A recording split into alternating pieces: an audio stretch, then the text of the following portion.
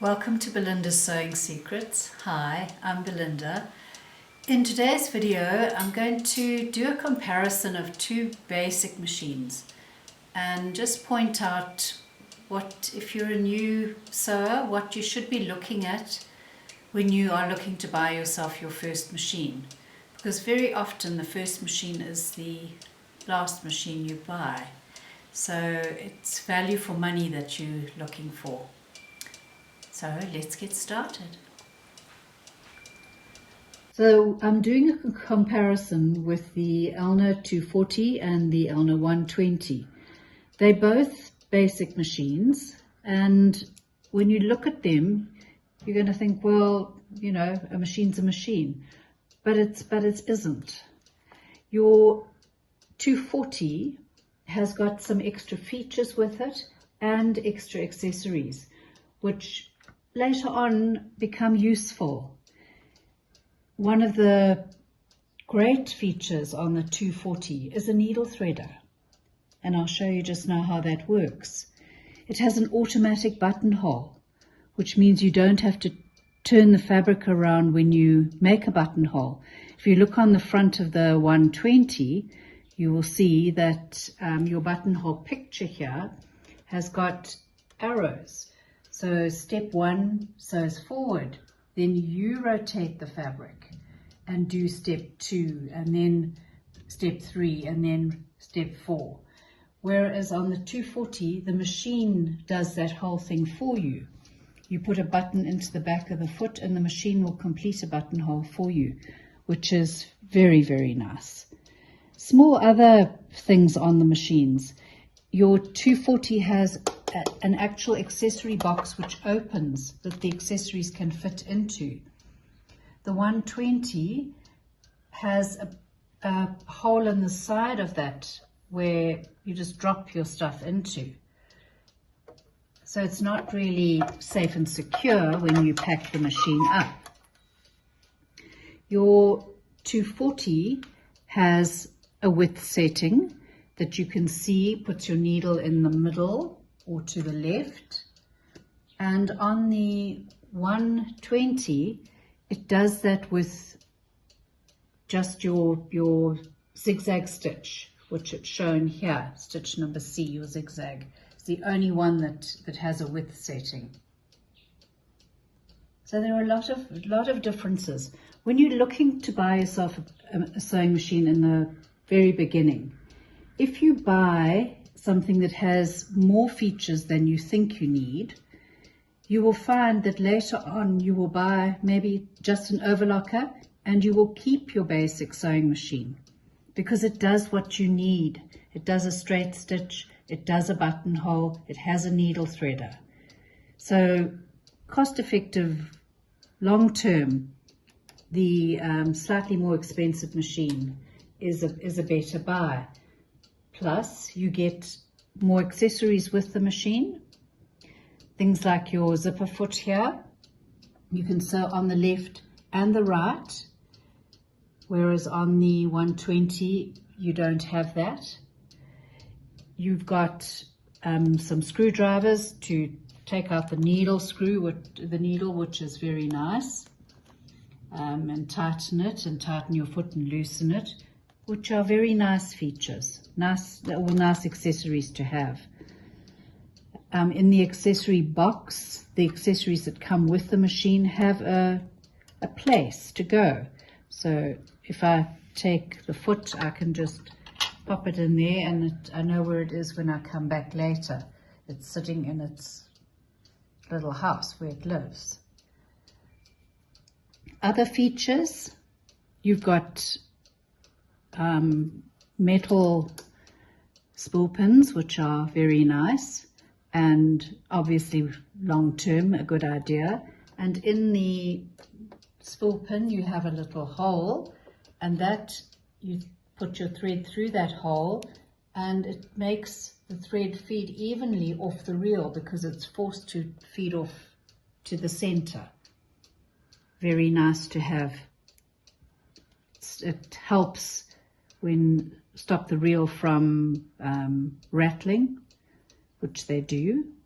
You do have more stitches.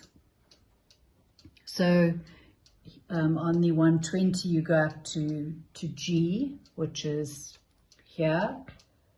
Here you do have some decorative stitches extra, which are very nice to have.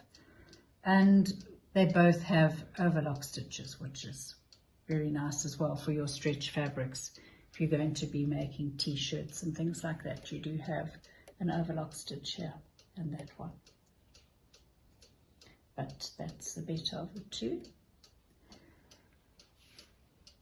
Your feed, which you may or may not think are important right now, but the actual feed of the machine here can be dropped. So if you're sewing on a button, you can drop the feed and it will not feed the button forward so your needle goes through it. It will support it. Whereas on the 120, you've got a little cover that you would cover the feed. So the feed will still continue bouncing up and down, which is not ideal, but it works.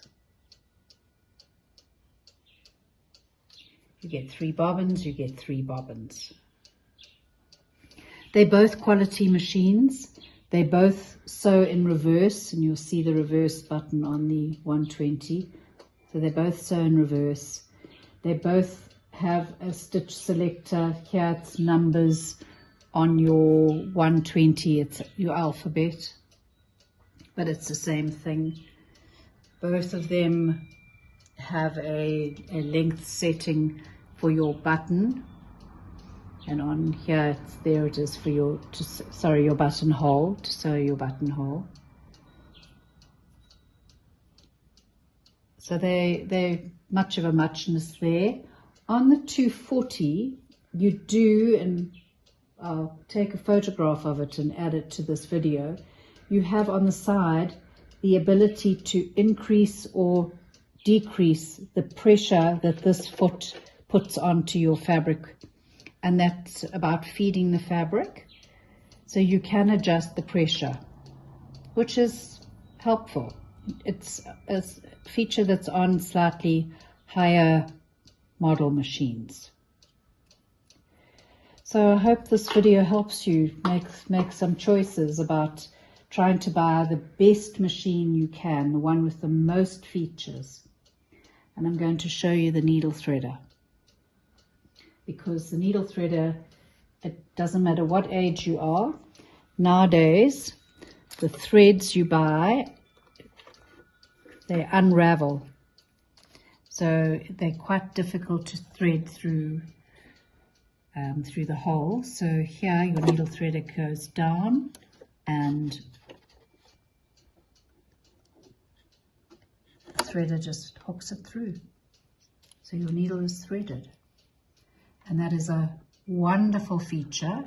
It really is.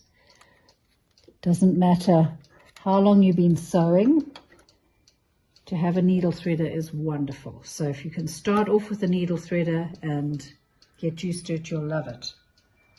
You won't be able to sew without it. You see that little white piece there?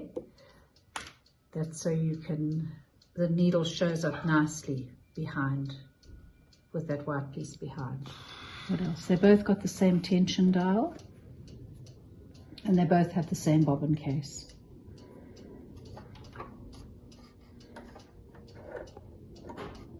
So your bobbin case comes out of the machine. They both have the same bobbin case.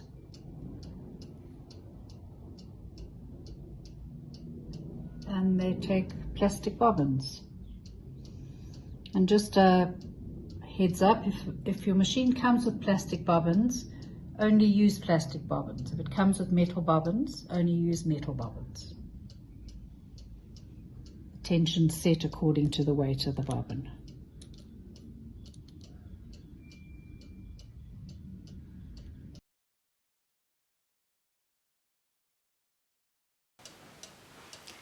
Thank you for watching this video.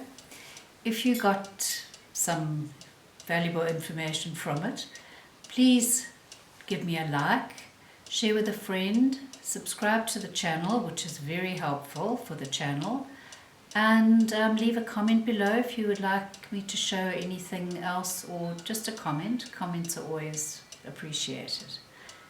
And Linda Lou will point out another video on basic maintenance, which I think is a valuable addition. And I'll see you in the next video.